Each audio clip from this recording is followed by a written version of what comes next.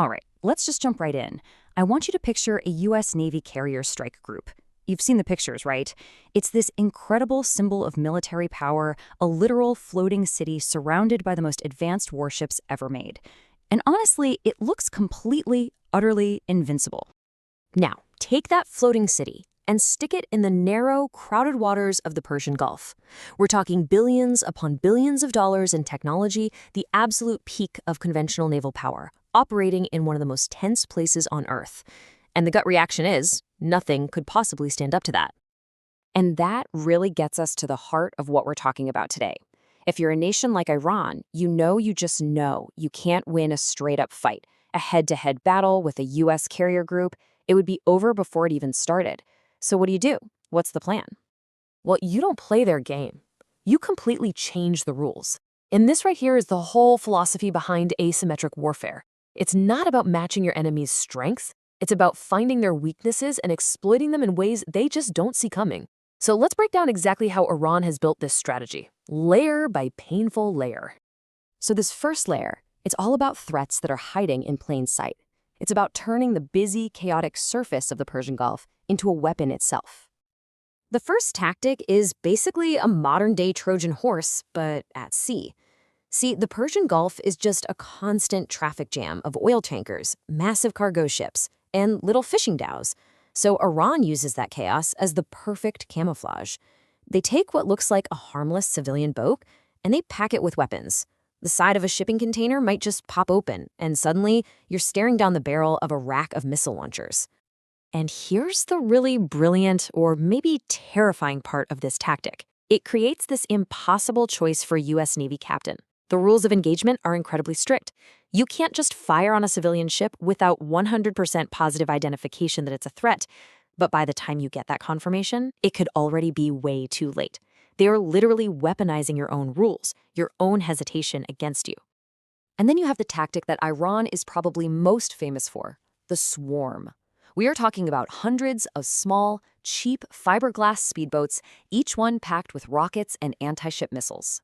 Now, one-on-one, a U.S. destroyer would just vaporize one of these things. But Iran would never, ever send just one. They're going to send 50 or 100 or more, all at once, coming at you from every single direction. This is a classic military concept called target saturation. Think of it like a denial of service attack, but with missiles instead of data packets. That destroyer's Aegis combat system is a technological marvel, but it has physical limits. It can only track and shoot down so many things at once. And here's the thing, Iran expects to lose most of these boats. They don't care. If just one or two get through and score a hit, they've just traded a $50,000 boat for a mission kill on a $2 billion warship. That cost-benefit calculation is just brutal. Okay, so let's move on to the next layer, because this is where things get even more complicated. The threat isn't just on the surface of the water, it's also lurking, unseen, below the waves and hidden all along the coastline. Naval mines. I know, it sounds kind of old school, right? But get this. Since World War II, mines have damaged or sunk more U.S. Navy ships than every other weapon system combined. Iran has thousands of them, including these so-called smart mines that can just sit silently on the seafloor in the Strait of Hormuz, and they can be programmed to just listen, for the unique sound signature of a specific class of American warship, ignoring everything else that sails by. And this is where the strategy gets a lot bigger. It becomes economic warfare. You see, Iran doesn't even have to actually sink a ship.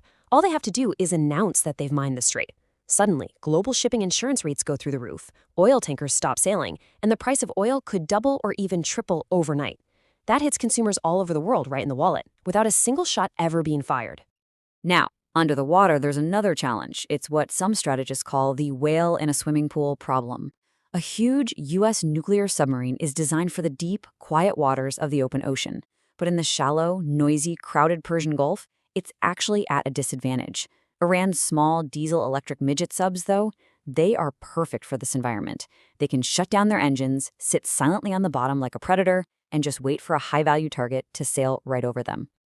At the same time, you've got the Iranian coastline itself, which is basically a natural fortress. It's mountainous and it's full of caves.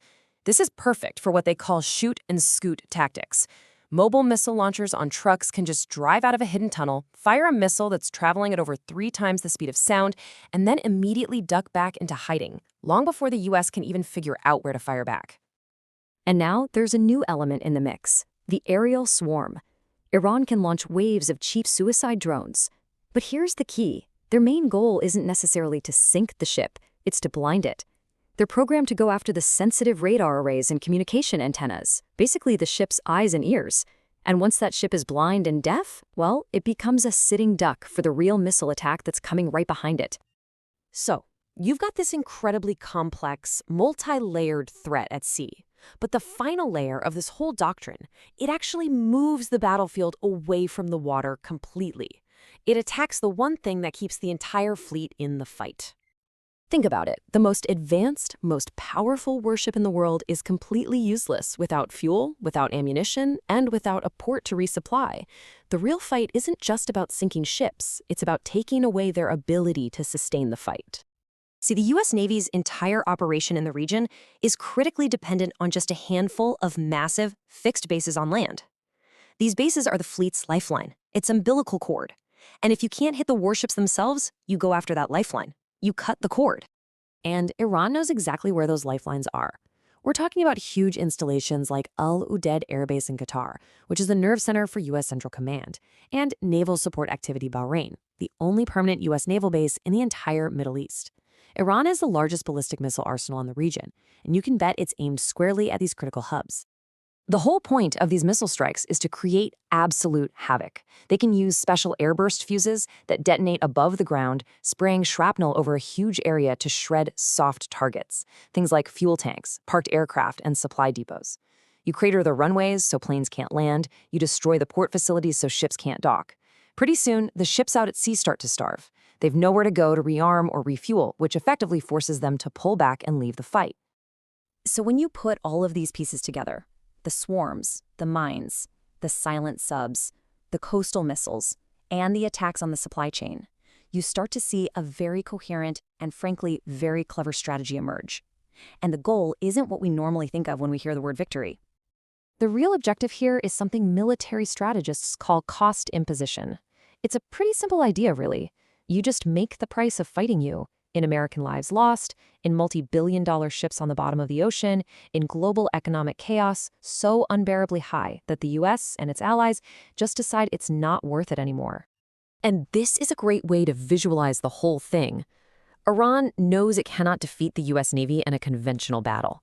So instead, its win condition is just to deny the US access to the region. By layering all of these asymmetric tactics on top of each other, the goal is to push the financial and, maybe more importantly, the political cost of a conflict up into that red zone, that intolerable zone, forcing the other side to back down. Which really leaves us with a final and pretty provocative question to think about. We spend billions of dollars building these incredible, high-tech warships. But does that massive price tag actually become a liability when your opponent's whole strategy is to throw thousands of cheap, expendable rocks at your very, very expensive glass house?